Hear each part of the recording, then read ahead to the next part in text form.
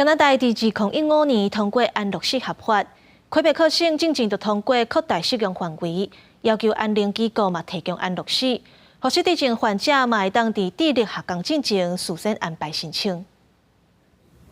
77岁魁北克负责人Julian肺癌第4期，已经拖到脑部，伊申請安樂死，選擇要有尊嚴來結束家己的人生。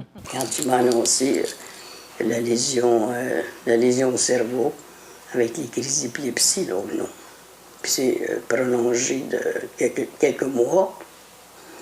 Ça me tentait pas là du tout.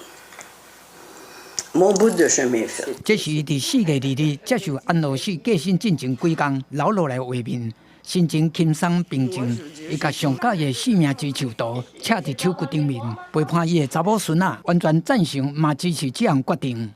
加拿大伫2015年通過安樂死法案，魁北克去年有1萬人選擇安樂死。安樂死嘅比例比其他省份和荷蘭、比利時這個先進國家加足懸嘅。今年6月初前，魁北克議會通過放寬安樂死嘅修正案，要求安寧照護機構和私立病院提供安樂死選項。相關專科護理師提供相關嘅協助，個穩准神經退化性病痛，親像阿茲海默患者，佇腦部退化進前。就成為以後設想提出申請。